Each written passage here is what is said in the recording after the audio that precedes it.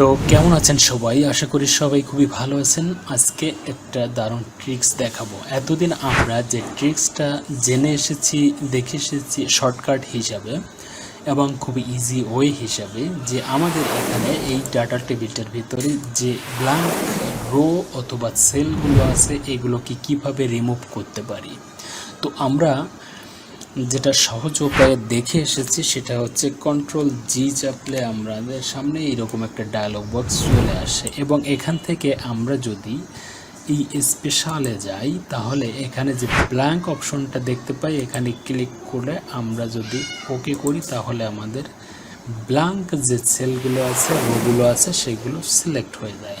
And then আমরা এটাকে কি করতে পারি, এখান থেকে ডিলিট করে দিতে পারি। এখান থেকে ডান বাটনে ক্লিক করে আমরা এখান থেকে ডিলিট করে দিতে পারি। খুব সুন্দর, ভালো ওয়ে। তো আজকে আমি যেটা দেখাবো সেটা আরও একটু ভালো হতে পারে বলে আমি মনে করছি। তো চলুন দেখি আমরা কিভাবে এই কাজটা করতে পারি। এই কাজটা করার জন্য আমাদেরকে যেটা করতে হবে সেটা হচ্ছে আমাদের যে ডাটা টেবিলটা আছে এই টেবিলটাকে সত্যিকার অর্থে টেবিল ফরম্যাটে কনভার্ট করে নিতে হবে। টেবিল ফরম্যাটে কনভার্ট করে নেওয়ার পর দেখুন আমার এখানে টেবিল কনভার্ট করা আছে। এটা আমরা কিভাবে বুঝবো যে আমার এটা টেবিল ফরম্যাটে কনভার্ট করা আছে কিনা, সেটা বোঝার জন্য যে কাজটা করতে হবে যে টেবিলের ভিতরে কার্সারটা রাখলে আমরা একটা জিনিস দেখতে পাবো। দেখুন এখানে আমাদের রিবন বারে এসে দেখুন এই যে লাস্টে সব শেষে দেখুন একটা ট্যাব এখানে শো করতেছে, রিবন ট্যাবে দেখাচ্ছে। এইটা হচ্ছে একটা টেবিল। এটা যখন আমি এই টেবিলটা ক্রিয়েট করেছি শুধুমাত্র তখনই এই টেবিল আর ট্যাবটা ক্রিয়েট হয়েছে, এখানে শো করছে।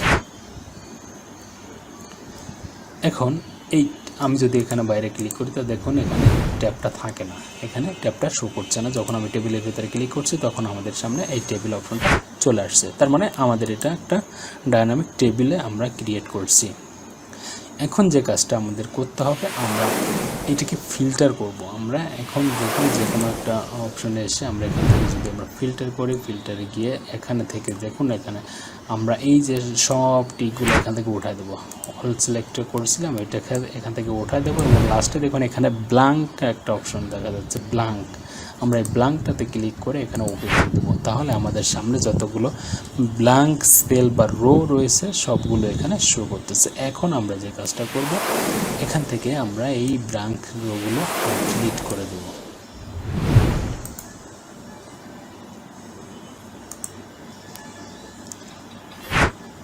ডিলিট করে দিলে আমাদের এখানে যা ছিল সব কিছু চলে গেল নাকি। এখন আমরা ফিল্টারটাকে ক্লিয়ার ফিল্টার করে দেব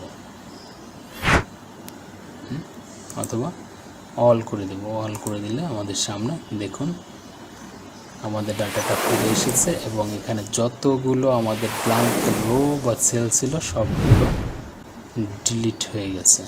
দারুণ না বিষয়টা? আমরা তো এতদিন গোটুতে গিয়ে করেছি, আজকে আমরা ফিল্টারের মাধ্যমে কাজটা করে ফেললাম।